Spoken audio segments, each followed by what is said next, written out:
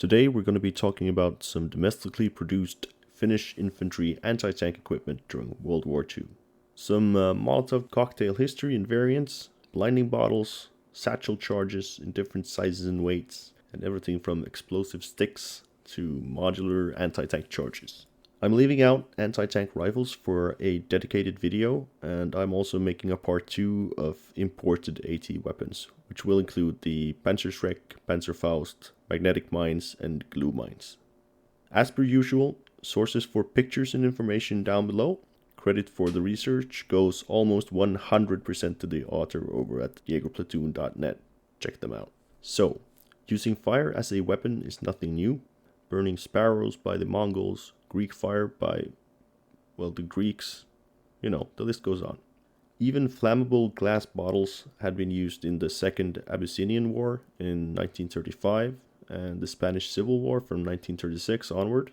However, these were quite crude in comparison to the innovation in the anti-tank boost field that was to grow during World War II. Sometimes even going as far as having a two-part incendiary system. First you throw a bottle of gasoline at something, then you throw a burning stick after it. This arguably left some room for improvement. The Spanish Foreign Legion strapped fabric to the bottle and started throwing it at tanks, and we're off to the races for the anti-tank cocktail. But before we take a look at the Finnish version, I have to make a note about the name, Molotov Cocktail. We honestly don't know where the name came from. Could be from the soldiers using them, foreign journalists in Finland during the Winter War, or by a Finnish professor working on improving them later in the Continuation War. But the Molotov cocktail is named after the Soviet Foreign Minister Molotov, and it's claimed that it is a response to the bombing of Finnish cities at the onset of the war, when Molotov claimed that planes were dropping humanitarian aid to the Finnish civilian population below and not bombs. The bombs were nicknamed Molotov's breadbaskets, and the Finns then jokingly called their anti-tank flame bombs the Molotov cocktails. The Finnish obsession with the Molotov cocktails was short but intense. This started in the early 1930s with the Finns realizing that something was needed at the sub-company level to deal with tanks. The solution that they went for, the same as pretty much every nation in the 1930s, was anti-tank rifles.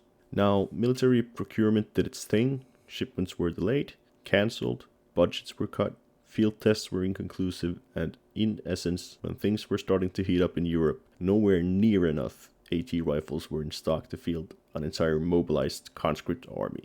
A crafty crew of Finnish regulars, headed by a Captain Kuittinen, started tinkering with the idea of petrol bombs based on the information coming out of the Spanish Civil War. They open-sourced their way into making an improved version that used hurricane matches strapped to the side of the bottle by steel wire and added pine tar to the liquid mix of petrol and alcohol. This upped the maximum temperature and made the liquid more sticky. By the spring of 1939, the design was good to go.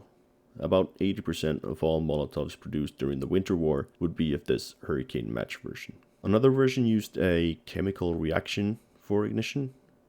An acid that would react with the fuel inside of the bottle was placed inside of a fragile glass container, sort of like the inner workings of a glow stick if you're familiar, where you break a glass container inside, it starts a chemiluminescent reaction, except for the Molotov cocktail it's a bit on the warmer side.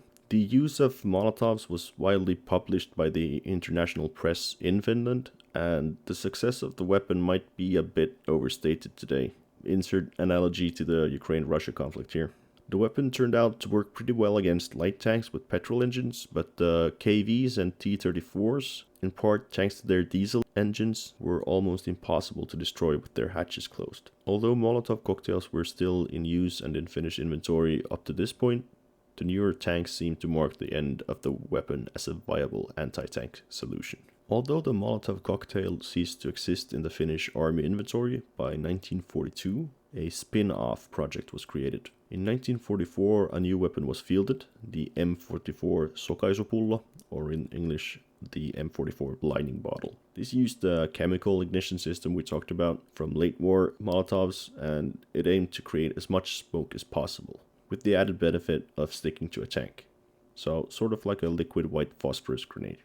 was not an immediate danger to the tank or the tanker. It did blind the opponent, which could create opportunities to maneuver on it and use other weapons like satchel charges and magnetic mines. I can also imagine that the experience of the front of your tank being on fire isn't that great. In no way a new idea. The satchel charge had seen a fair bit of use in the First World War. During the interwar period, a lot of countries continued the development and testing of them, including Finland. Testing done in 1936 revealed that the minimum charge weight for anti-tank use was about 800 grams of TNT. Mass production in Finland was quite slow and started only in December of 1936, but the fuse system was changed out to a different one only 2 months later, opting instead for the M32 stick grenade and fuse system, the potato masher style of hand grenade. 3 main factory-produced variants were created, the 2, 3 and 4 kilogram charges, all of them with the same construction of fuse assembly, handle, corresponding amount of explosives surrounded by a thin layer of sheet metal. Field reports of these types in February of 1940 concluded that the 2 kilogram version was effective against vehicles up to 6 tons, which means armored cars, amphibious tanks, that sort of stuff. The 3 kilogram was good for the T-26 or BT series of light tanks, while the 4 kilogram version could be used against T-28 medium tanks. Some improvements were tested and made. One unsuccessful one was adding glue to the side of the charge to make it stick to the tank, but this didn't prove to be that effective because the glue could easily get gunked up with dirt and the charge could stick to the operator's clothes instead of the target. At some point, the Soviets started sticking branches and wire mesh onto their tanks to cause charges to roll off. That's when the Finns started adding hooks to the charges to cause them to snag onto the branches and mesh instead of rolling off. 2 kilogram charges became obsolete for anti-tank work, which led to 3 and 4 kilogram charges being produced. And we see this kind of pattern of evolution going on for the entire Second World War. In times of need, these satchel charges were made in the field, especially by engineer units. Usually this was done by strapping a varying amount of TNT to a regular stick grenade and calling it a day. The other solution being attaching 6 grenades to one handle, or the gevaltiladu. Anywhere between 1 and 6 kilogram charges were made, but usually this was more tailored for the immediate task at hand.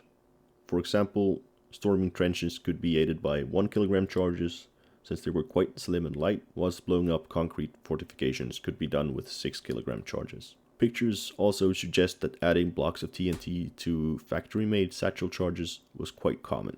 The Finnish satchel charge evolution was supposed to end in one final model, a mass-produced modular one, which used the stick grenade base, but the explosives were instead screwed onto each other, sort of like a SOGH, or scalable offensive hand grenade concept we see today. But as with a lot of Finnish World War II innovation, it was too late to implement this and switch over production.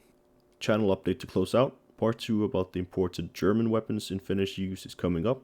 Here's a list of some other videos I'm planning to do. Thank you jagerplatoon.net for your research, and most pictures are from the Finnish Army Archive SA-kuva. If you want to see a certain subject made into a video, let me know in the comments below. Bye.